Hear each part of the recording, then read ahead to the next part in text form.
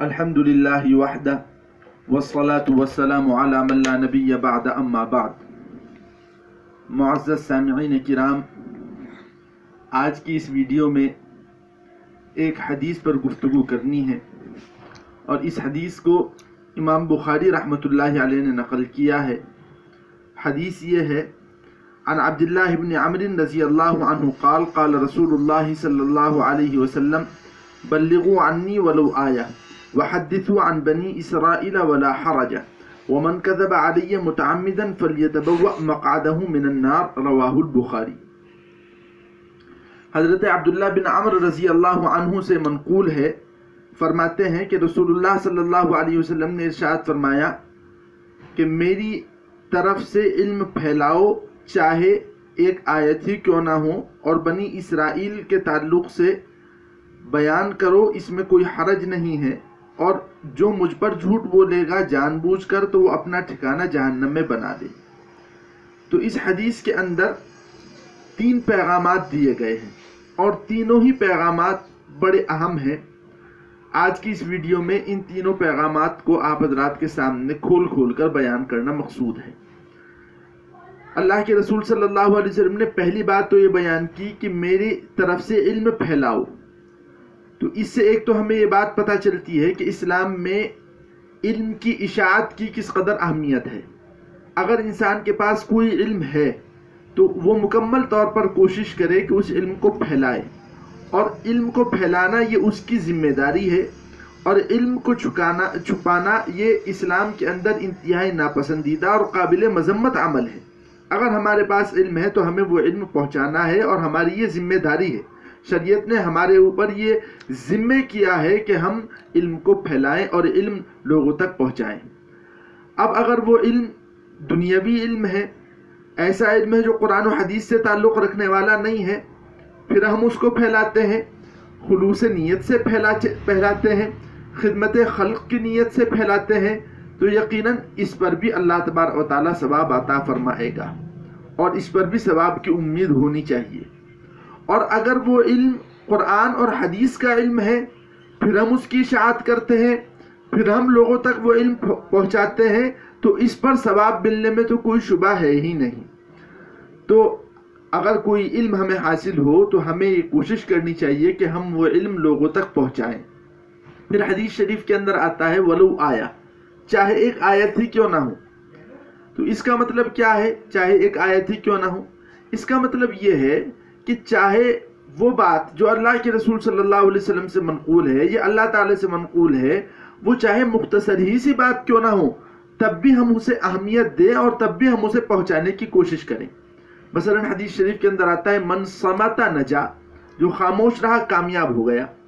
تو یہ حدیث شریف کے اندر آتا ہے کہ جو خاموش رہا وہ کامیاب ہوا۔ تو یہ چھوٹی سی بات ہے، تو ہم اسے چھوٹی سی بات ہونے کی وجہ سے نظر انداز نہ کریں، بلکہ اسے بھی پھیلانے کی کوشش کریں، اور جتنا ہو سکے اس کی اشاعت کریں اور لوگوں تک پھیلانے کی کوشش کریں۔ آگے رسول اللہ صلی اللہ علیہ وسلم نے جو دوسرا پیغام اس حدیث کے اندر دیا ہے وہ یہ کہ بنی اسرائیل کے واقعات بیان کرو، اس میں کوئی حرج کی بات نہیں ہے۔ بہت سے لوگ یہ سوچتے ہیں بنی اسرائیل کا واقعہ اگر بیان کر دیا تو وہ غلطی ہوگا، تو یہ بات غلط ہے، ایسا نہیں ہے۔ بنی اسرائیل کے جو واقعات صحیح کتابوں سے ثابت ہیں اور اچھے علماء نے ان کو نقل کیا ہے، ان واقعات کو بیان کیا جا سکتا ہے۔ ان واقعات کے بیان کرنے کے اندر کوئی گناہ نہیں ہے، کوئی حرج کی بات نہیں ہے۔ البتہ ان واقعات سے احکام نہ نکالنے چاہیے، ان واقعات سے عبرت حاصل کرنا مقصود ہو، یا ان واقعات کے ذریعے سے کسی بات پر ابھارنا مقصود ہو، تو یہ مقاصد تو بالکل درست ہیں، لیکن احکام نکالنے کے مقاصد درست نہیں ہیں۔ تو بنی اسرائیل کے واقعات بھی بیان کیے جا سکتے ہیں، ان کے اندر کوئی حرج کی بات نہیں ہے۔ اور تیسری بات جو سب سے اہم بات ہے، جو اللہ کے رسول صلی اللہ علیہ وسلم نے ارشاد فرمائی، وہ یہ بات کہ من کذب علی متعمدا فلیتبوأ مقعدہ من النار، جو مجھ پر جان بوجھ کر جھوٹ بولے گا تو وہ اپنا ٹھکانہ جہنم میں بنا لے۔ تو ایک بات تو یہ معلوم ہونی چاہیے کہ جھوٹ بولنا کبیرہ گناہ ہے۔ اسلام کے اندر جھوٹ کی گنجائش نہیں ہے، نہ کسی مسلمان سے جھوٹ بولنا جائز ہے، نہ کسی کافر سے جھوٹ بولنا جائز ہے، نہ دیندار مسلمان سے جھوٹ بولنا جائز ہے، نہ فاسق و فاجر مسلمان سے جھوٹ بولنا جائز ہے، نہ رشتہ دار مسلمان سے جھوٹ بولنا جائز ہے، نہ اجنبی مسلمان سے جھوٹ بولنا جائز ہے، کسی سے بھی جھوٹ بولنا جائز نہیں ہے۔ پھر اگر جھوٹ بھی ایسا ہو کہ ہم جھوٹ بھی بولیں، دین کے بارے میں جھوٹ بولیں، اور اس بات کی نسبت ہم رسول اللہ صلی اللہ علیہ وسلم کی طرف کر دیں، تو اس کی قباحت اور زیادہ بڑھ جاتی ہے، اور اس کا گناہ اور زیادہ بڑھ جاتا ہے، اور اس کے اوپر جو اللہ تعالیٰ کی طرف سے سزا ملنے والی ہے وہ بھی سخت ہو جائے گی۔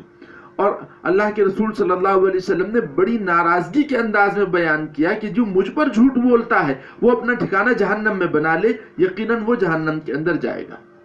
اس لیے کیونکہ جب ہم رسول اللہ صلی اللہ علیہ وسلم کی طرف منسوخ کر کے کوئی بات کہیں گے تو مطلب یہ ہے کہ ہم یہ کہنا چاہتے ہیں کہ یہ دین ہے، یہ شریعت ہے۔ ظاہر ہے جو بات دین نہیں ہے، جو بات شریعت نہیں ہے، جو قانون الہی نہیں ہے، جو رسول اللہ صلی اللہ علیہ وسلم کا پیغام نہیں ہے، ہم اس کے بارے میں یہ کہیں کہ یہ رسول اللہ صلی اللہ علیہ وسلم کا پیغام ہے، یہ اللہ کا پیغام ہے، یہ دین ہے، یہ شریعت ہے، ظاہر ہے یہ کھلا ہوا جھوٹ ہے، یہ سب سے بڑا جھوٹ ہے۔ اس لیے اس کی سزا بھی یہی ہے کہ وہ شخص جہنم کے اندر جائے گا، اور اس کے جہنم میں جانے میں کوئی شبہ نہیں ہے۔ اس لیے میرے عزیز بھائیوں، ہمیشہ اہتمام کریں کہ اگر کوئی حدیث آپ تک پہنچے، واٹس ایپ کے ذریعے سے یا یوٹیوب کے ذریعے سے یا انسٹاگرام کے ذریعے سے یا کسی بھی سوشل میڈیا کے شوشے کے ذریعے سے آپ کے پاس کوئی حدیث پہنچے، تو پہلے تحقیق کریں کہ یہ حدیث ہے یا نہیں ہے۔ چاہے اس پر بخاری کا حوالہ لکھا ہوا ہو، چاہے ترمذی کا، چاہے مسلم کا، چاہے ابو داؤد کا، کسی بھی کتاب کا اس پہ حوالہ لکھا ہوا ہو، آپ اس حوالے کا اعتبار کر کے نہ اس کو آگے فارورڈ کریں، بلکہ اس کا مکمل اہتمام کریں، اس کی تحقیق کریں، اور تحقیق کرنے کے بعد اگر آپ کو بات صحیح محسوس ہو تو آپ نقل کریں۔ اس لیے کیونکہ حدیث شریف کے اندر آتا ہے جو مجھ پر جھوٹ بولتا ہے جان بوجھ کر تو وہ اپنا ٹھکانہ جہنم میں بنا لے۔ بعض محدثین نے اس حدیث کی روشنی میں لکھا ہے کہ جو شخص رسول اللہ صلی اللہ علیہ وسلم کے طرف جھوٹی بات کی نسبت کرتا ہے، یعنی ایسی بات جس کا مضمون صحیح ہے، بات غلط نہیں ہے لیکن وہ رسول اللہ صلی اللہ علیہ وسلم نے فرمائی نہیں ہے، اور یہ کہتا ہے کہ رسول اللہ صلی اللہ علیہ وسلم نے یہ بات فرمائی ہے، تو ایسا آدمی بھی جہنم کے اندر جائے گا۔ اور بعض محدثین نے تو یہاں تک کہا کہ ایسا آدمی دائرہ اسلام ہی سے خارج ہو جاتا ہے۔ اس لیے مسلمانوں کو احادیث بیان کرنے میں بڑی احتیاط سے کام لینا چاہیے، اور بہت ہی زیادہ احتیاط برتنی چاہیے۔ اللہ تعالی ہم تمام لوگوں کو عمل کی توفیق مرحمت فرمائے۔ وآخر دعوانا الحمدللہ رب العالمین۔